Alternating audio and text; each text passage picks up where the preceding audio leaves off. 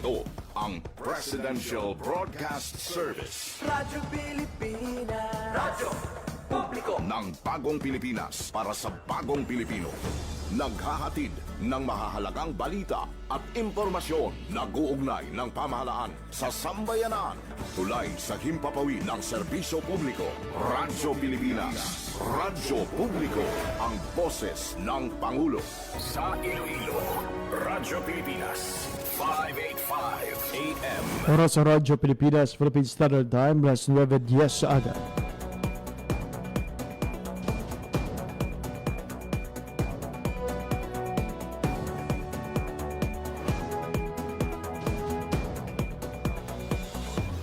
Sa Western Visayas, Panay Island, na tinamaan itong island-wide blackout.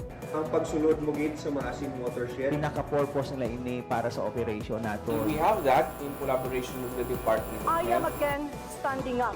Mapiktahan ang ila freedom of Sa expression. Office of Civil Defense naman po, balita, issue, kag iban pa. Diri sa Radyo Pilipinas. Radyo Publiko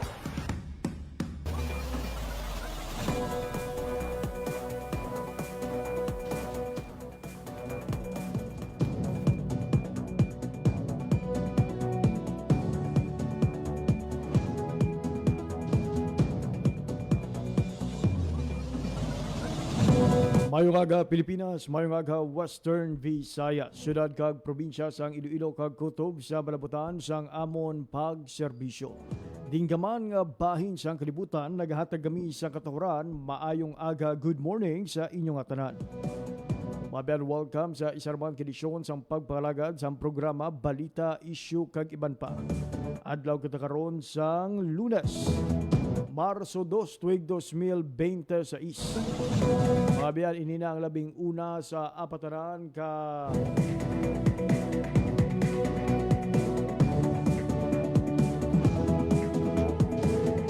ukon lima tanan ka Lunes karon nga bulan sang Marso tuig 2026.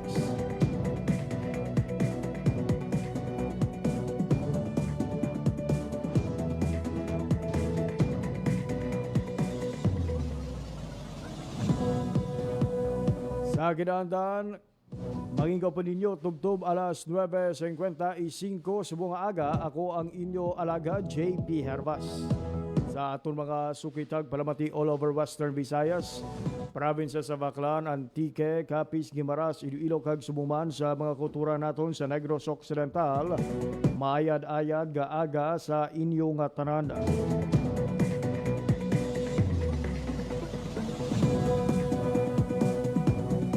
Ginatamya-taman sa isa ka med-ayal nga aga ang tanan nga mga overseas Filipino workers and Filipinos living abroad nga nagapod sa aton nga pagpakalagad pinaagi online. Ang palatuntunan, balita, issue kag iban pa mabatean live sa 585 kHz sa lisuan sang inyo mga radyo. Subong man live man kita via Facebook sa aton nga official Facebook page ang Radyo Pilipinas Iloilo. Sa aton nga pagpakalagad sining nga aga, nakip sa aton nga pag-istoryahan mga biyan ang pagpanghanda sa aton nga gobyerno kasunod sang kinagamo sa Middle East. Ginapuhag sa nga sunod-sunod nga atake ang maramo nga mga overseas Filipino workers sa Middle East. Kasunod sang nagluntad nga pagpang-atake sang puwersa sang Iran, targeting maabiyan sa mga military bases ng Estados Unidos bilang kabahin sa ila retaliation sa nangin atake naman sa US-Israel forces. Ibalo naton sige lamang madugay mga pagpanghanda sa aton sining mga regional government agencies para mabuligan ang aton nga mga kulturan gikan sa mga pungsod sa dalom sang Middle East nga plano magabiyan nga pauli for their safety. Istoryahan taman mga biyan ang pila ka mga pahanumdom especially nga sa subong. Medyo mataas-taas na mga biyan ang aton sining heat index. Ano ba lang mga dapat obrahon? Subong iyang mapaang na ang panyempo. Kag ang aton nga mga pahanumdom subong nagsugod na ang Fire Prevention Month. Ano ba lang ang mga dapat naton obrahon kag panumdumon para likaw kita sa sunog. Pero antes kita magpatpat sa aton sining nga mga balita kag impormasyon, mag-check ana kita maabiyan sa latest update sa lakat sang panahon. Radyo Pilipinas. Ibalo naton mga biyan sa Pag-asa Iloilo ang mangin panyempo sa mga adlaw sang Lunes kag subong man ang ginapananaw nga panyempo sa nabilin nga adlaw sang una nga semana sang Marso.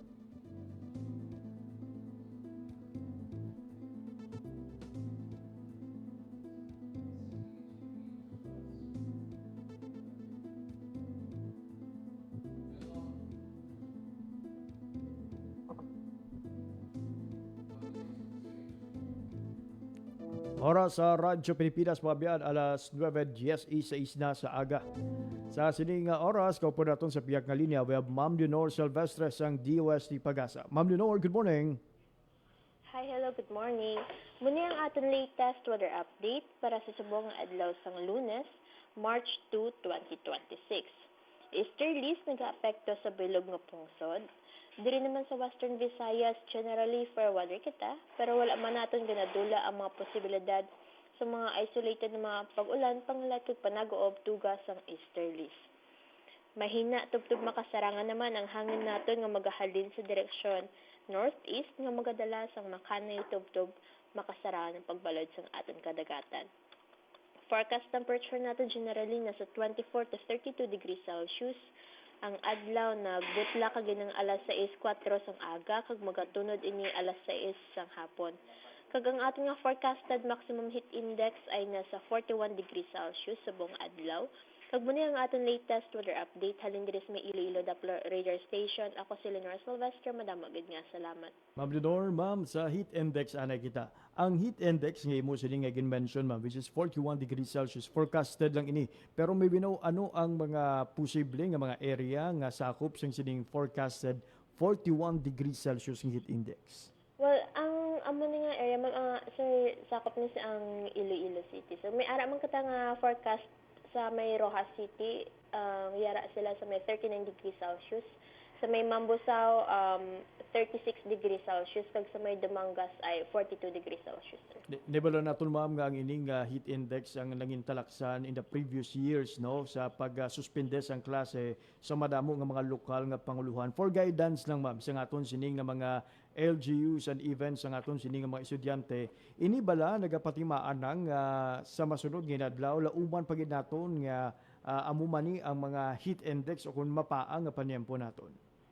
Yes sir, sir amo man sige na ni ang mga heat index nga or ang kainitan nga mabatyagan natin sir kay pa transition naman kita sa ating nga dry season sir. Ma'am Leonor, I would like to take man this opportunity no to clarify kasi nagligad ma'am nga tuig late 20 to 25 may ara ma'am sang advisory no nga nagasugod na ang mild La Nina. Ang pamangkot naton ma'am ang ini nga mild La Nina naguntat na ini ma'am following sang sining amat-amat naton nga pag batsyag na karon sang mainit nga panyempo. Ano naman kita sir, transition na kita sa neutral phase natin sir. Ayun. So lauma na gid naton niya no ang mapaang panyempo ma'am Leonor. With that ano ang aton sining reminders kag subong man appeal no sa aton sining publiko. Ano lang kita ang mag-inom sa mga damo nga tubig. So, stay hydrated gid kita.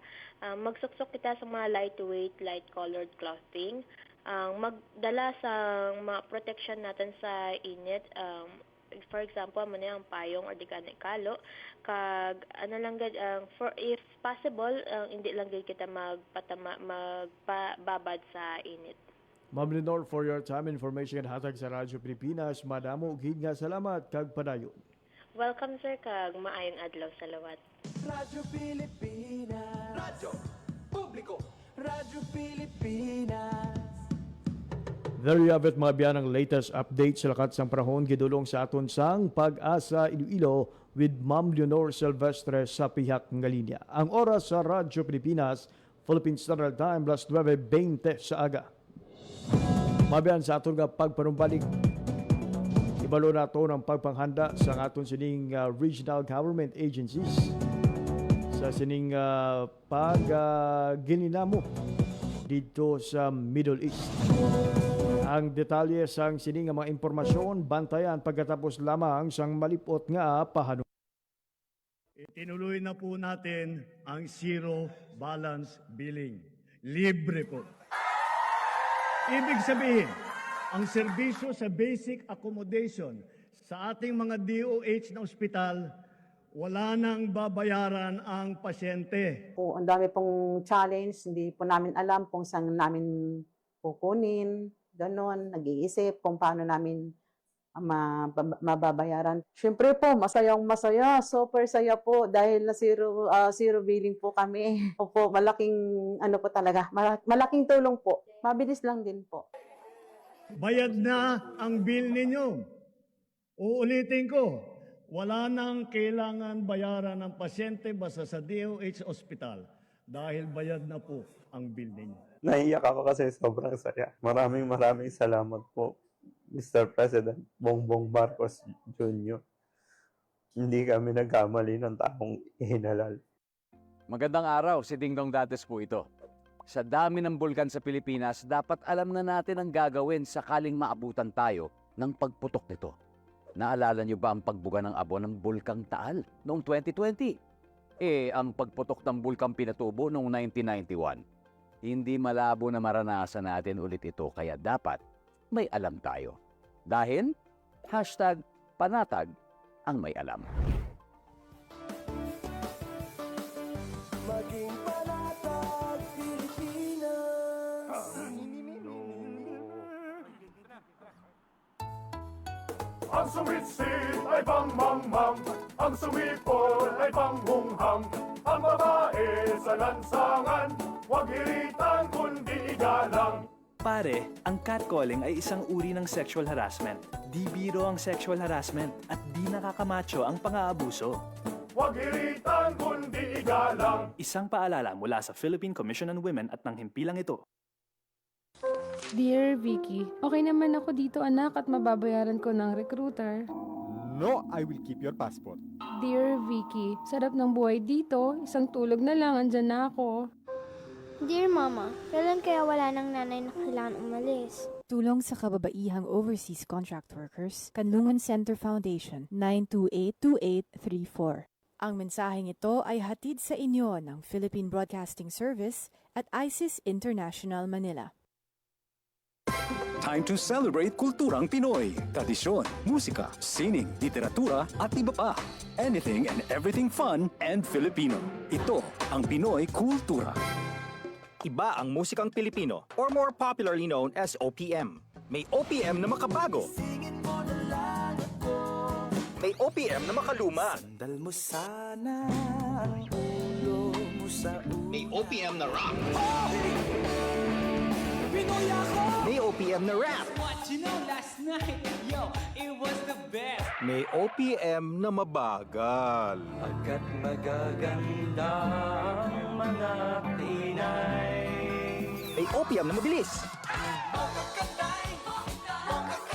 May OPM na Tagalog. Ang himig natin. May OPM na English. Bahagi ng ating kultura, noon, ngayon at magpakailanman. Anumang OPM ang hanap mo, isa lang ang masasabi ko.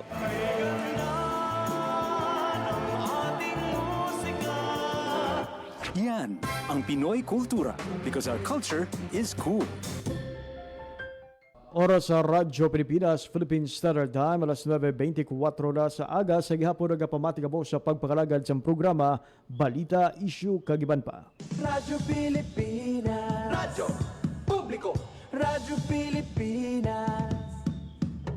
Mga biyan, speaking of init, padayon ang pag-init sa tensyon sa tunga sa mga pungsod US, Israel, kag pungsod Iran. Sining karon lamang abyan, particularly sa nagligad nga weekend, asod-asod nga pagpangatake ang nagluntad sa Middle East targeting sa mga military bases ng Estados Unidos sa mga pungsod sa Middle East, affecting naman mabyan sa madamo nga mga overseas Filipino workers o kun OFW sa nasambit nga area.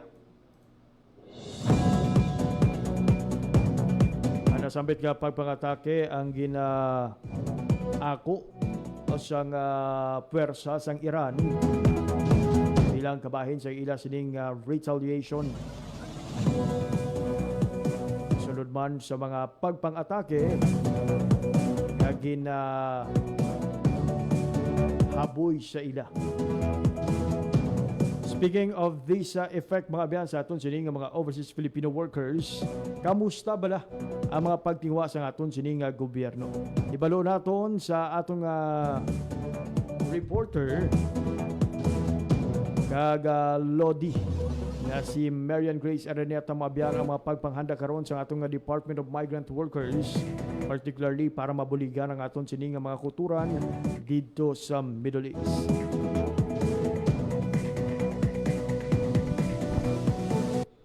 Radyo Pilipinas, report. Lods, good morning. Lods, good morning. Preparado ang aton nga Department of Migrant Workers Regional Office 6 sa pag-assist sa mga pamilya sang aton nga mga overseas Filipino worker nga maapektuhan o kon padayon nga gakaapektuhan sa nagapadayon nga tensyon sa Middle East sa tungha sang Israel, USA kag Iran. Pahayag diri Lods sang DMW6 padayo ng ilang pag-monitor sa sitwasyon kag nakahanda ang ilaman niya nga talatapan sa paghatag sang nagakaigo nga suporta kag interbensyon. Ginahaylo man diri Lods sang aton nga DMW6 ang mga pamilya kag mga individual nga ti makig-angot sa opisyal nga hotlines kag email addresses para sa madasig nga assistance. Ari Lods i-flash naton sa dili lang madugay ang hotlines sang aton man nga DMW6 pero sa mga kauturan naton nga Lods nga ti nagapamati sa radyo kag wala sang internet access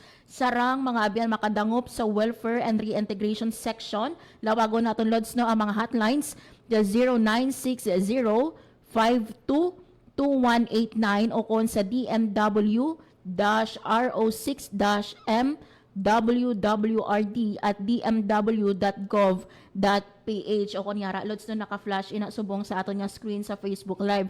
For Iloilo naman o kon Kalibo Airport Help Desk sara makig-angot sa 0961-431-5092 o kon sa 0920-925-9750 o kon sa email address nga dmwhelpdesk.iia@gmail.com kag sa Negros Island Region naman o kon sa NIR naton nga hotlines sarang makig-angot ang mga pamilya sa mga OFWs naton sa 0946-236-9664 o kon sa isa pa gid ka number nga 0991-269-4291 kag sa 0916-395-6807 o kon sa Bacolod at dmw.gov.ph.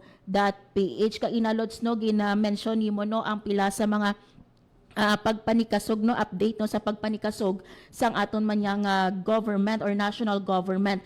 Sandig diri Lods sa gimpagwa nga statement sang aton nga DMW6 gilayon nga nag-extend or sang DMW gilayon nag-extend ang aton nga DMW kag ang aton nga Overseas Workers Welfare Administration o kon OWA sang immediate assistance sa mga stranded naton nga Middle East bound nga mga OFW nga headed ini sila sa Middle East. So may ara Lods 57 Abu Dhabi bound nga OFWs nga na stranded sa Hong Kong International Airport ang nakabalik na diri sa aton sa Pilipinas or sa Manila early Monday, March 2 kag immediately nagpalabot man ang aton nga DMW kag OWA sang assistance. So antes ini Lods ang ilang pagbalik ang stranded OFWs naton ginabuligan man sang Migrant Workers Office naton dira sa Hong Kong. Samtang Lods flash naman subong Lods ang helpline no nga gimpagwa naman niya sang aton nga OWA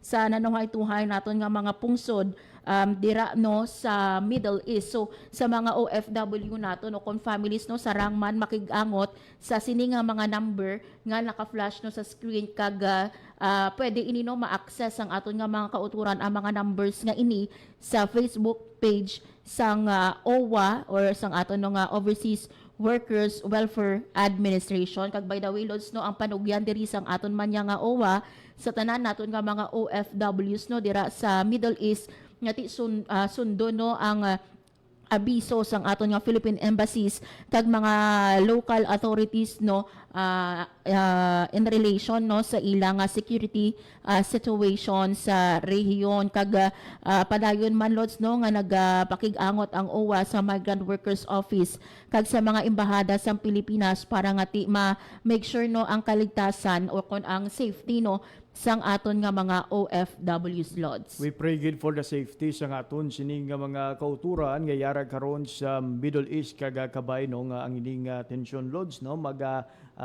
untat na kag magabalik sa normal ang pagpangabuhi sang aton sining nga mga kauturan and even those citizens na nasambit iya nga mga pungsod. Yes, correct ina Lods no amo na nga ang aton man no nga Philippine government Lods wala gid no nagapabaya no sa sini no nga pagmonitor man sang sitwasyon sang aton nga mga kauturan nga mga OFW kag ang pahayag man diri no sang aton nga mga local authorities Lods no sa mga pamilya nato nung gusto gid no makabalo kung ano ang kahimtangan sang ilang nga mga kauturan pwede gid sila makigangot sa aton nga help desk balaan naton Lods madamo kita diri although nga wala kita number Lods no kung pila gid ang aton nga mga OFW dito sa Middle East coming here no sa Western Visayas but we know no madamo sa mga pamilya diri Lods no ngati nagahulat man sang update sa ilang nga mga family mi ara kita Lods nga nakilala Lods no nga pila ka mga kauturan nato no nga didto subong no sa may Dubai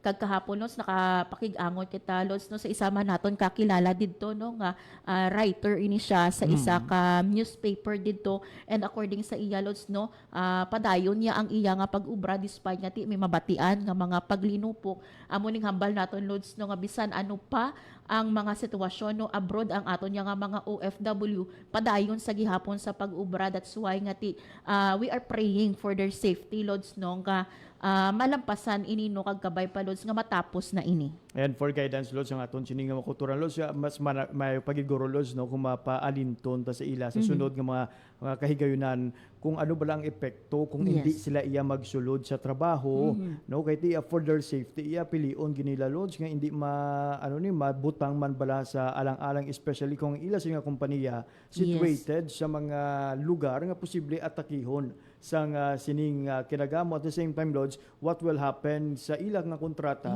kung magdesisyon sila iya nga magpauli diri sa aton nga pungsod. Yes, actually Lods isa ina sa mga gusto man nato no ipamangkot kun tani no sa aton nga mga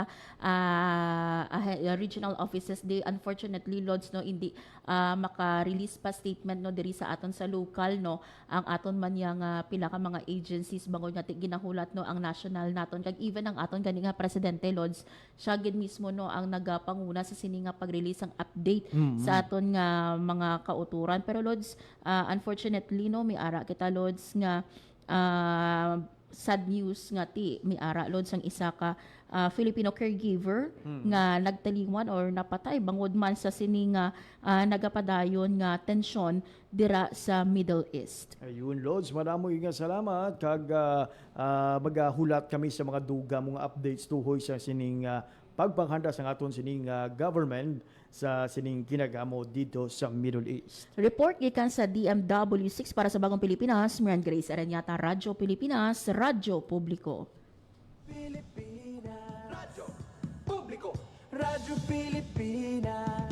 There you have it mga biyan, update gikan sa Department of Migrant Workers gindulong sa aton ni Lodi Marian Grace Aranyata sa aton nga mga kauturan dira sa Middle East. We are one in praying gid para sa inyo sila nga safety kagabay nga magauntat na ang ining kinagamo sa tunga sa mga pungsod kaga hindi na maapektuhan ang inyo sila nga pagtrabaho. Oras sa Radyo Pilipinas 9:34 in the morning. Na-mention kay ina ni Lodi Marian ang tuhoy sa pagpanguna mismo ni President Ferdinand R. Marcos Jr. sa paghatag sang update sa sining mga pagtingwa sa atong gobyerno. Yari pamatian bala naton mga biyan naging pagwa nga mensahe ni Presidente Ferdinand R. Marcos Jr. tuhoy sa sining kinagamo sa Middle East. Magandang umaga po sa inyong lahat. Sa palagay ko po ay nambalitaan nyo na po na binomba ng Israel at saka ng Amerika ang Iran. At ang Iran naman ay sumagot at bomba naman ng mga American base sa United Arab Emirates, sa Bahrain, sa Oman at siyempre sa Israel. Alam naman natin na napakarami ang Pilipino diyan sa bandang Middle East. I'm sure nag-aalala kayo sa inyong mga kilala, mga kaibigan at mga kaanak na nandun. Mula nung nabalitaan natin na nagsimula itong gera, ay nag-monitor na kami kahapon pa ng late afternoon sa ating mga embassy, sa ating mga labor attaché, sa lahat ng mga embassy natin doon sa Middle East. At nais kong i-report sa ating mga kababayan na sa ngayon, as of 9 o'clock Sunday, wala po tayong natatanggap na report na may casualty na Pilipino. Wala pong Pilipino ang namatay, wala na Pilipino ang nasaktan. At sa ngayon ay patuloy ang aming pag-monitor para tiyakin na nasa magandang kalagayan ang ating mga kababayan sa Middle East. Ang ating tuloy-tuloy na binabantayan dahil ito'y kailangan natin tuloy-tuloy na bantayan at hindi ito tapos pa. Palagay ko patuloy pa itong gerang ito. Ngunit sa aming latest report ay ang ating mga kababayan ay nasa safe na lugar. At sila ay kapunta sa mga bomb shelter kung saan sila at lumalayo sila doon sa mga bases ng Amerikano upang hindi naman sila mapalapit sa alanganin. Patuloy po ang pagre-report natin habang dumadating po ang report sa akin. Samtang nagpagwa sang dugang pahayag si Presidente Ferdinand R. Marcos Jr. kasunod sang kumpirmasyon nga isa ka Pinay ang naigo sang pagpang-atake nga nagresulta naman sa iya sining kamatayon. Yari pamantian naton mga biyan ang dugang pahayag ni Presidente Ferdinand R. Marcos Jr. sa sining insidente. Magandang gabi. Ating mga kababayan, ikanalulungkot ko na meron po tayo natanggap na report na meron na pong casualty na Pilipino dito po sa gera na nangyayari sa Middle East. Na-report po sa atin ay namatay po ang isang Mary Ann Velasquez de Vera na tigang Pangasinan. Siya po ay isang caregiver sa Israel na tinutulungan ang kanyang alaga para dalhin sa bomb shelter. Ngunit hindi na po nakaabot sa bomb shelter at inabutan na sila bago sila nakarating. Siya ay namatay dahil tinamaan ng shrapnel ng mga bumagsak na bomba. Na-identify na po siya ng kanyang asawa na isang OFW din na nagtatrabaho sa Israel. Lahat po ng tulong na kakailanganin ng kanilang pamilya ay ihahatid ng ating pamahalaan. Patuloy po ang ating pag-monitor sa kalagayan ng ating mga kababayan na nasa gitna nitong gera, patuloy pa rin sa Middle East. Asahan po ninyo na pagka meron tayong maire-report, ay ire-report ko po sa inyo. David Mabian ang dugang pahayag ni Presidente Ferdinand R. Marcos Jr. ang confirming mga biyan sang isa ka Pinoy, particularly isa ka Pilipina ang napatay matapos nga naigo sa shrapnel sang sining pagpang-atake sang pungsod Iran. Oras sa Radyo Pilipinas, 9:38 in the morning. Radyo Pilipinas, Radyo Publiko, Radyo Pilipinas. Lauman mga biyan ang mga dugang nga mga report kan subong man pahayag gikan sa aton sining nga mga opisyal. Led by President Ferdinand R. Marcos Jr. tuhoy sa sining kinagamo sa Middle East. Even the President mga abiyano nagapating ang ihinga kinagamo sa tunga sang US, Israel, kaga Iran karon ang hindi untat gilayon. Considering ati nagpabutyag diya sa pahayag ang mga officials ng Iran that magtimalos sila mga biyan sa sining nagluntad nga pagpang-atake nga nagresulta naman sa pagkapatay sang pila ka mga opisyal sang ila sining pungsod. Pero nga aton sining gobyerno nagapasalig sa tanan nga mga OFWs nga mahimo maapektuhan nga ang aton nga gobyerno naka-standby para nga magpalabot sa nagaigo nga bulig sa mga maapektuhan nga mga overseas Filipino workers. Sa aton nga mga OFWs who are listening right now mga biyan, sa mga kauturan naton sa mga pungsod nga naapektuhan na sa sining nga pagpang-atake, please lang i-save gid ang inyo sining nga mga contact details sa aton sining nga mga government agencies. Kaya na may magid pang mention to mga biyan sa report ni Lodi Merian ang tuhoy mga biyan sa mga contact details or hotlines nga mahimo matawgan for your immediate nga assistance. Sa mga nagakabalaka naman sa aton sining mga kauturan nga yara dito sa abroad, mahimo gyud nga magpakigango sa Department of Migrant Workers to check kung ano ang sitwasyon sa inyo sining pamilya. 9:41 in the morning. Sa atong pagpanumbalik mga biyan, istoryahan naman naton ang tuhoy sa mga pahanumdom subong iyang mataas ang heat index kag syempre kalungan sang pagpaang sang aton sining palibot amuman ang risgo mga biyan sa pagluntad sang sunog. Gani hibaloon taman ang pila ka mga pahanumdom para likaw kita sa sunog subong fire prevention month. Ini kagiban pa nga mga impormasyon pagkatapos lamang sang pila ka pahanumdom. Go and 1, 2, 3, push, pull, slide. Huh? Anong nangyari? In-overwork mo ata lahat ng gamit mo. Nakakasira na ito ng appliances. Maaari ka pa magdulot ng sunog. Mag-overtime pa ang gastos mo sa kuryente. Oh yeah! Para maiwasan ang kahit anumang sakuna, huwag pagsabay-sabayin ang mga nakasaksak, lalo kung magkakatabi ang mga ito. Mas mabuti na ang maingat. Be productive, not counterproductive. Laging tandaan, sa pagkonsumo ng kuryente, you have the power. Oh yeah! Work it, baby! Work it, baby! Ho-ho! Para sa karagdagang impormasyon at energy-saving tips, hanapin ang Department of Energy sa Facebook o bisitahin ang doe.gov.ph. This is a public service announcement by the Department of Energy in partnership with the Presidential Communications Office and Radyo Pilipinas. Good news! Ang inyong pinagkakatiwalaang Radyo Pilipinas nasa TV na. Oo, nasa TV na. Ang Radyo Pilipinas 738 AM ay live nang mapapanood sa Channel 3 ng ABS-CBN TV Plus at Channels 45 to 49 ng GMA Affordabox. Kaya may access ka na sa balitang totoo anytime, anywhere. Sa radyo, sa social media at TV. Radyo Pilipinas 738 AM.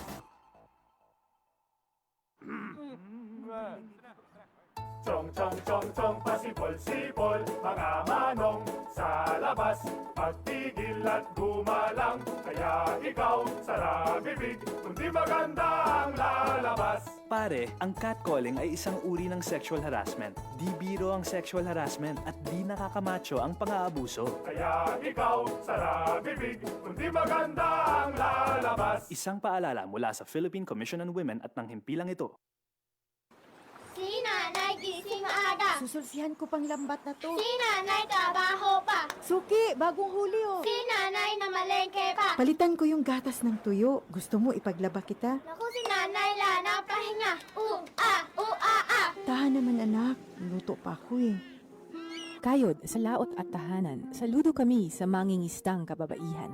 Ang mensaheng ito ay hatid sa inyo ng Philippine Broadcasting Service at ISIS International Manila.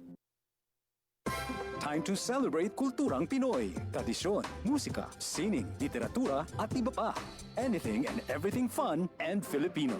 Ito ang Pinoy Kultura.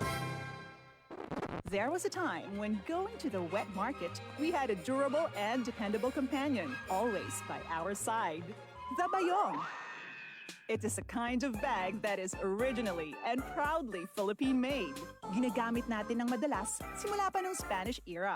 Our resourceful ancestors used dried leaves and wove them into bayong bags. Ang mga traditional bayong ay gawa sa buri leaves in the Visayas at pandan leaves naman sa Luzon. But these days, the materials used for making it vary from plastic to other organic materials. Ngayon, mukhang sikat na naman ang bayong bags, nationally and internationally. It was seen on New York Times Square billboards during the 2022 New York Fashion Week. Pero kahit naging sikat na fashion statement na ito, ang bayong, bit-bit pa rin lagi ng tita ko tuwing siya'y namamalengke. And why not?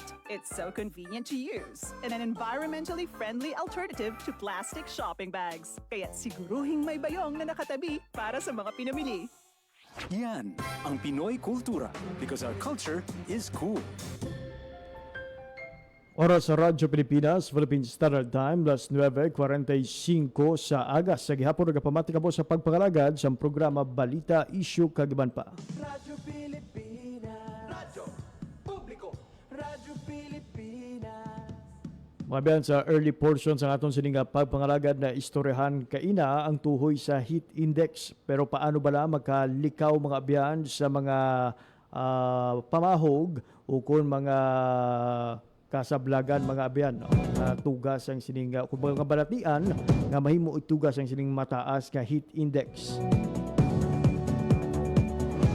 Pero sa mga eksperto mga abyan, yari ang mga pila sa mga dapat himuon. Hindi na paghulaton nga uhawon mag-inom siyang bastante nga tubig sa bilog nga daw. Ikawan man ang pila kay limnon nga mahimo magpamala sa nga laway. Kula magpabala mga biyal sa imo sining nga lawas. If na diri ang mga matamis nga juice, kape, ilimnon nga may caffeine, kag makahulubog nga ilimnon. At the same time mga biyal, i-schedule man ang pagwa sa inyo sining nga mga balay. Likawan ang direct sunlight kung mahimo, hindi magwa sa tunga sang alas 10 sa aga, tubtob alas 4 sa hapon. Bangod amo ini ang pinakamainit nga oras kada adlaw. Magpahuway sa landong kung kinahanglan kin nga magtrabaho sa gwa. Siguraduhon nga may regular nga pahuway sa matugnaw o kung mahangin nga lugar. Dapat man nga magsuksok sa mga husto nga panapton. Dapat nga magsuksok sa mga mamag-an nga bayo nga human sa cotton. Loose fitting kag maputi o kung light colored ang duag agud hindi magsupsup sang init. Magamit man sang payong, kalo o kung sunglasses kung magwa hindi man magkalipat nga magpahid sang sunscreen. Siyempre, dapat man nga ipabili nga matugnaw ang sulod sang balay. Kasi wala ka man tuon nagagawa sa inyo sini nga puluyan, pero sa sobrang nga kapaang, perte naman kaginot sa sulod sang inyong nga mga panimalay. Siguraduhon nga may maayong sirkulasyon sang hangin, siraduhi ang mga kortina o kung blinds kung nagatubang ang bintana sa adlaw. Isa man sa mga ginasuestyon mga biyan ang pagpaligo o kung pag-sponge sa matugnaw nga tubig, makabuligid sa pagpanubo sang temperatura sang lawas. At syempre, bantayan ang mga sintomas sang heat illness. Magbantay kung ikaw ang ukunang imo upod sa balay, makabatsyag sa mga pila ka mga patimaan sang heat exhaustion. Sakit sang ulo, grabe nga kakapoy, pagsuka, sobra nga pagbalhas, kag paglingin sang ulo. Samtang magluwas sa aton sining pagbantay sa heat index. Amo man ang pagbantay mga biyan sa posible pagluntad sang sunog sa aton sining lugar. Bangol nga mataas ang aton sining temperatura, ang iban todo gamit man sang kuryente.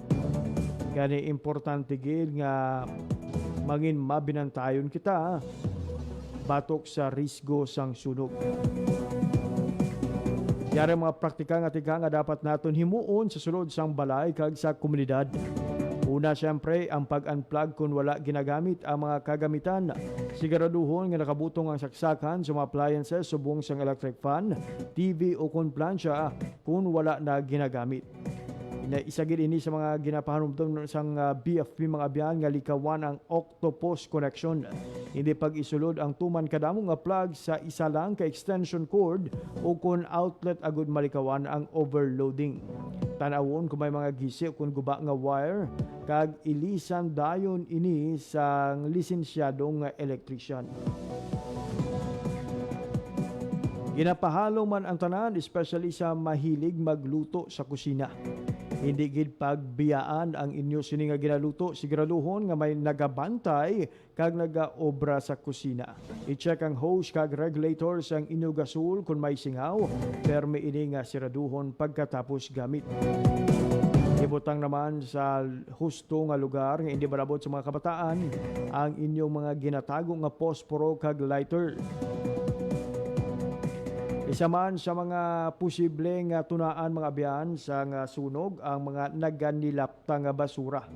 Kani dapat kuhaon ang mga laya nga hilamon, dahon o kun basura sa palibot sang balay nga madali masunog ang kuning tawag mga abyan nga combustible materials. Hindi magsunog man sang basura. Sa tunga sang mainit nga panahon ang gamay nga upos sang sigarilyo o kung ang sinulog nga basura, mahimo madasig nga maglapta bangod sa hangin. Kag syempre, importante gid nga maghanda kita sa emergency. Sa subong pa lang mag-set up na sang fire exit, siguraduhon nga ang tanan nga katapos ang pamilya nakahibalo kung diin maagi kung may sunog. Hindi pagpunggan sa mga gamit ang pertahan o kung bintana. Kung may ikasarang, magbakal sang fire extinguisher. Kag itudlo sa pamilya kung paano ini gamiton. I-save man sa inyo sini nga cellphone o kung isulat sa pader ang numero sang pinakamalapit nga BFP o kung Bureau of Fire Protection Station sa inyong lugar. Bilang isa ka komunidad, makabulig man kita nga masigurado nga likaw kita sa sunog kung ang aton sini nga mga dalan sa aton nga barangay hindi barado. O kung wala sa may mga nakaharang mga biyan nga mga salakyan, agud makasulod gilayon ang mga fire truck kung may emerhensya.